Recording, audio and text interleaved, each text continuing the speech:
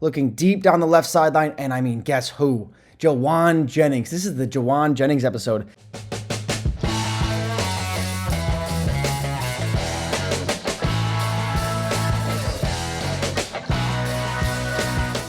Hello, everybody, and welcome back to another episode of the Valentine Sports Show. I'm your host, Frank Rampin, and let's dive into another week of the NFL season. So, week 3 in the books, and what a week it was. 29 games decided by one possession through the first 3 weeks of the NFL season. That is the most in any season since 1970. All 3 of the winless teams come from the AFC. There are 3-0 teams, and teams that came into this week 0-2 went 6-3. That's tied for the most wins by 0-2 teams this week in NFL history. And to go into the play of the week immediately, this will take us out to SoFi Stadium in LA. Home game for the Rams, but not really when they're playing the San Francisco 49ers. 1st and 10 from the 30-yard line. Brock Purdy, fit play action pass, looking deep down the left sideline, throwing one to Jauan Jennings, who makes an unbelievable Randy Moss-like catch. What a play that was to climb the ladder, pull that one down over the defender's head. Look at this. Great concentration, pulling that through the arms of the defender. What a play from Jauan Jennings. Play of the week from week 3. Unbelievable concentration to bring that one in. Great play. And the game of the week, that exact same game. So let's go right into it. Starting from the beginning. First drive for the 49ers gets them inside the red zone. And the man we just saw catches touchdown number 1 of the day. And I say that sparingly, so keep yourselves noticing my mind setting there. Touchdown number 1 for Jauan Jennings. 7-0 San Francisco. So now we move ahead. 3rd and goal for the Niners. Purdy rolls out right, and look who he finds yet again. Jauan Jennings, touchdown number 2. So a great start for Jauan Jennings. 2 touchdowns. He had that unbelievable game in the Super Bowl where he caught 2 touchdowns and threw one to Christian McCaffrey. He was unbelievable again on Sunday. So Rams finally sustain a drive, get inside the red zone. 2nd and 9 from the 15-yard line. Stafford hits Kyren Williams on an arrow route. That's an angle route, flips into the end zone, full front flip, almost lands it. What a play that was. 14-7, San Francisco still on top. So now 3rd and 4 for the 49ers. Purdy looking deep down the left sideline, and I mean, guess who? Jauan Jennings. This is the Jauan Jennings episode. His 3rd receiving touchdown of the game. First 49ers receiver to have 3 touchdowns in a game since Terrell Owens back in 2001. What a game. He's got the play of the week and a 3-touchdown game in the game of the week. Jauan Jennings had an unbelievable day. So now next Rams possession. They move it inside the red zone yet again. 1st and goal from the 3. They're going to give it to Kyren Williams yet again, and he takes it in, this time on the ground. 2nd touchdown of the day for Kyren Williams, this time of the rushing variety. So now 1st and 10 for Brock Purdy and the 49ers offense. Throwing one deep down the left sideline again, and there is our play of the week. Jauan Jennings makes an unbelievable catch. 1st down Niners, and this guy was everywhere on this Sunday. So now, Niners inside the red zone again. 3rd and 1 from the 6. Jordan Mason stacked up behind the line of scrimmage. That's going to force 4th down. So Jake Moody's going to come out to take a field goal attempt from 26 yards out to extend the lead to 10, and he nails that one right through the uprights. So now the Rams get into field goal range, stall out inside the 20-yard line, and Joshua Carty hits the 33-yard field goal. So now, next 49ers possession, they work their way into field goal range as well. Jake Moody, longer one here from 55 yards out, and he just pulls it. No good on the 55-yarder. The game remains 24-17.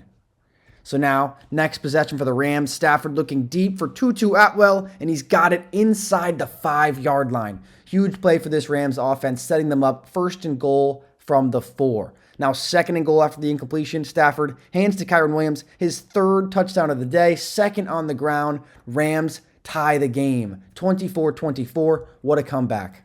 And now you're getting added up by YouTube because we're absolute bozo city. So now, next Niners possession goes nowhere. They're forced to punt, 3 and out. Under a minute to go here. 50 seconds left to go in the game. Punted to Xavier Smith, his first touch of his NFL career.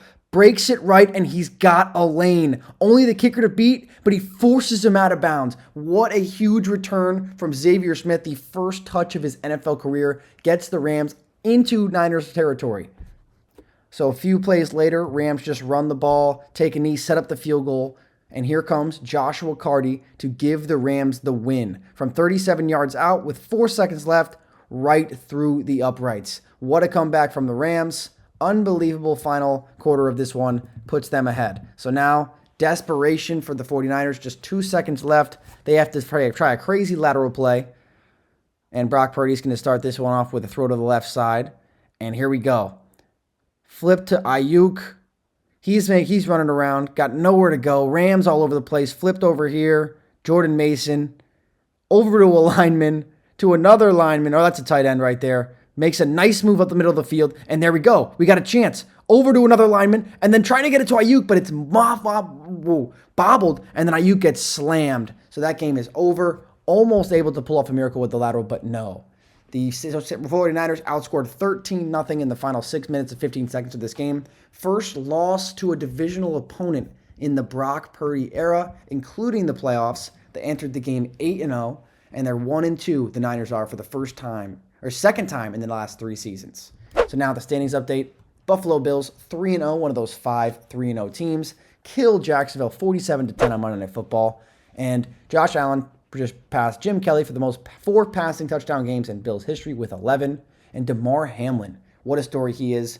Almost died, lost his life, comes back, starting safety for the Bills. First career interception today.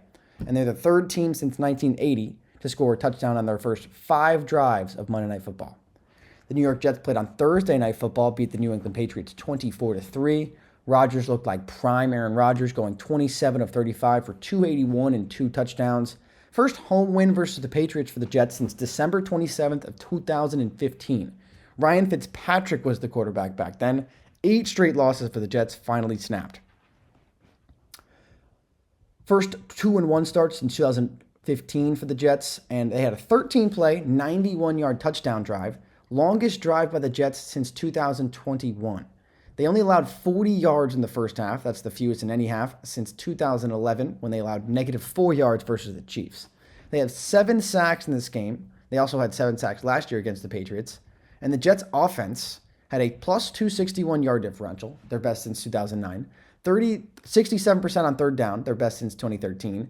27 first downs, most since 2021. A 77% completion percentage, their highest since 2021. Most games in the NFL with multiple touchdown passes, no picks. Rodgers has 105, only 15 behind Tom Brady for the most of all time.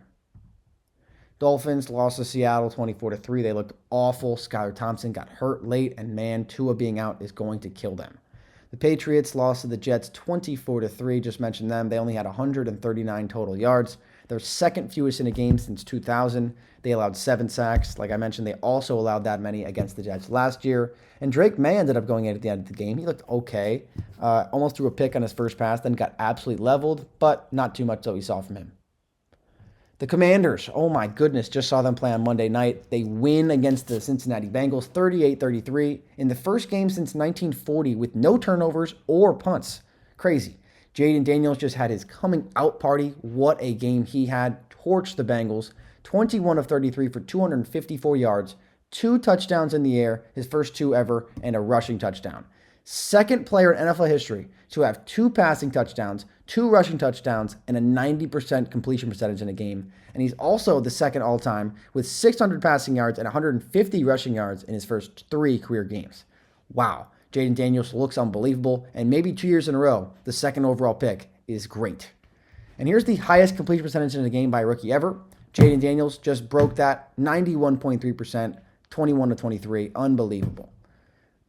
And historic, the most highest completion percentage for 3 games. Drew Brees has that, and da.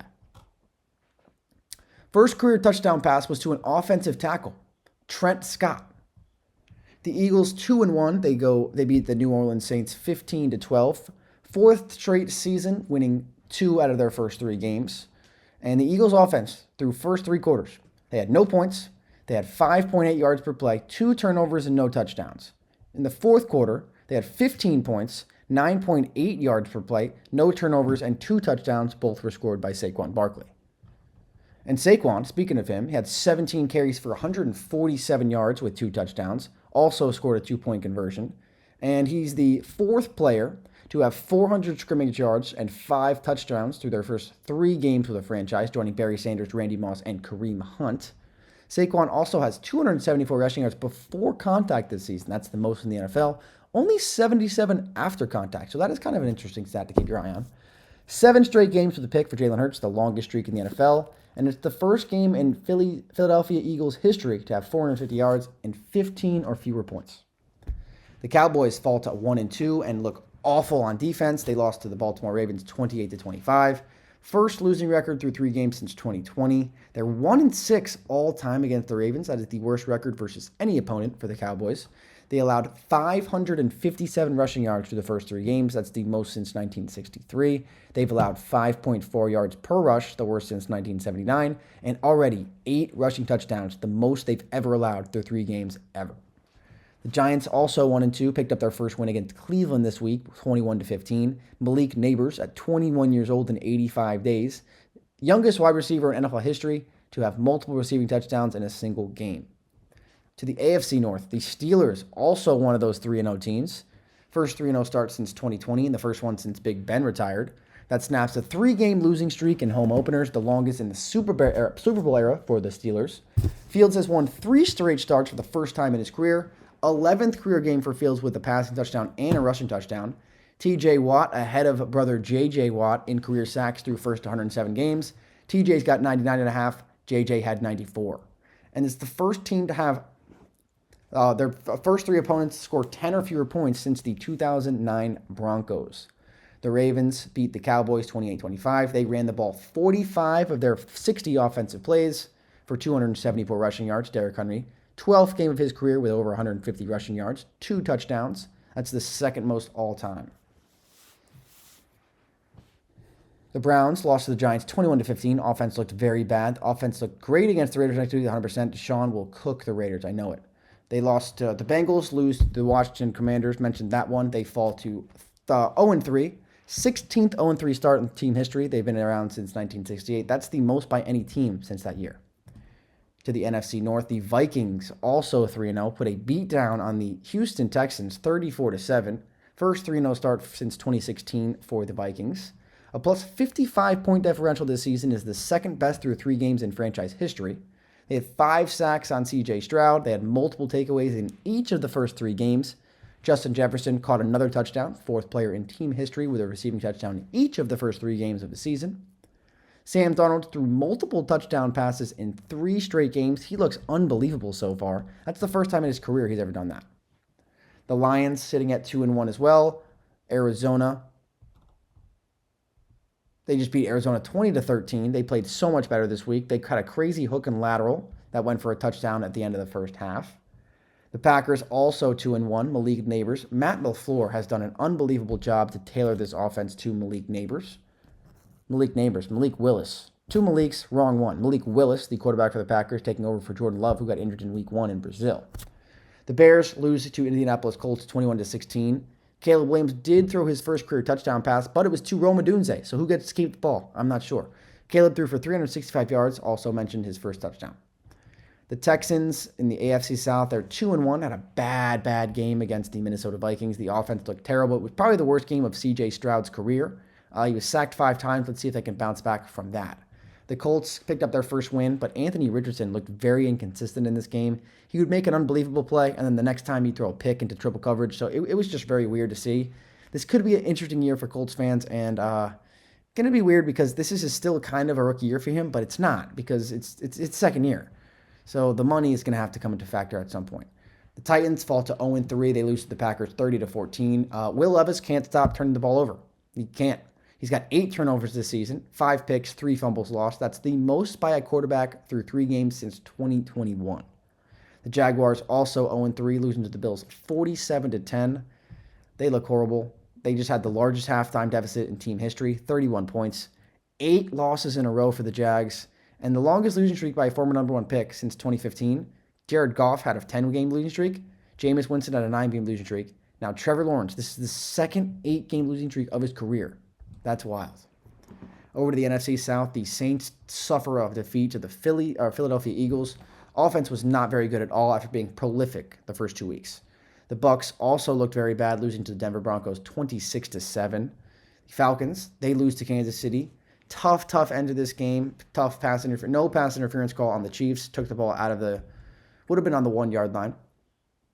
Justin Simmons picked off Mahomes for the 6th time in his career on Sunday Night Football, the most by an active player against any quarterback. No other players have 2 against Mahomes. The Panthers, they beat the Raiders. They absolutely smoked us. Andy Dalton shredded us, becoming the first quarterback this season to throw for 300 passing yards and 3 touchdowns. I mean, what a joke the Raiders are. Every single year, the game that they have to win, and everyone's like, oh, they'll win this game. They always play the worst. It's the worst game of their season. Like, remember when Baker Mayfield got picked up on a Tuesday, played us on a Thursday night, and they shredded us?